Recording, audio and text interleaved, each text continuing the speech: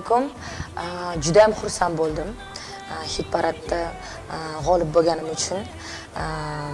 Va eng asosiysi bu sizlarni qo'llab-quvvatlaganingiz sabab biza mana birinchi o'rinni oldik. Shu bilan fursatdan foydalanib sizlarga kattakon rahmat demoqchiman. Shu, rahmat. Sog' bo'linglar. Yangiliklar, ijodiy yangiliklar ko'p.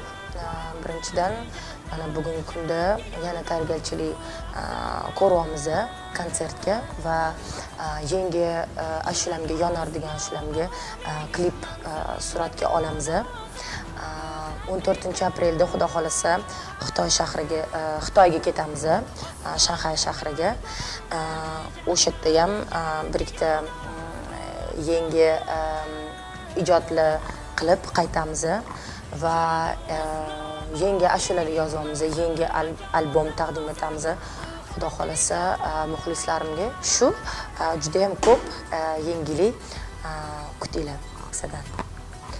Endi Rayhon bilan duet rejada bor, lekin hali ashula yaratilmagan. Chunki biz yangi yo'nalish istayapmiz va yangi qanaqadir voqea o'ylab chiqamiz. Shu uchun bugungi kunda faqat rejada bor, lekin hali ashula yaratilmagan. Millionlab shovqinlar, lashkarlaringni to'xtat, mag'lubiyat keldi. Osmonda ko'rindi yana yangi yulduz, bu afsona. Ko'pchilik duet deyapti, Dambalan bilan. Yo'q, Dambalan bilan biz mana fan klub bilan uchrashuvda ham aytganman. Dambalan aslida u kompozitor va prodyuser. Shu uchun bu bola bilan biz bir ikkita yangi ijodlar qilib, yangi ashulalar yozyapmiz, lekin duet masalasida hali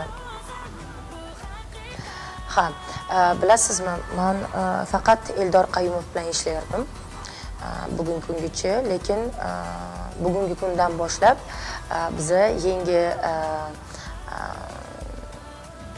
talant qidiryapmiz va o'ylaymanki, biz qanaqadir bilasizmi, yoshlarga biz imkoniyat bermoqchimiz.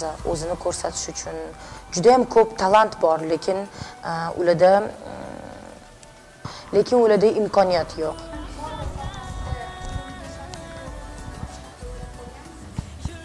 O'ylab ko'rganman, hali ham o'ylayapman. Bir sir qolsin sizlar uchun.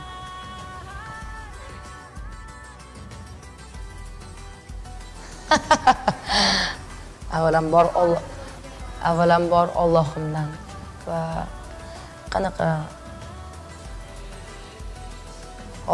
Alloh xolasa shunaqa bo'ladi deb o'ylayman. Oilam sog'lik, yaqinlarim sog' bo'lsa, oilam sog' bo'lsa, men uchun bu eng katta baxt deb o'ylayman. Я вас люблю. Все, что я хочу на сегодня сказать. Удачи.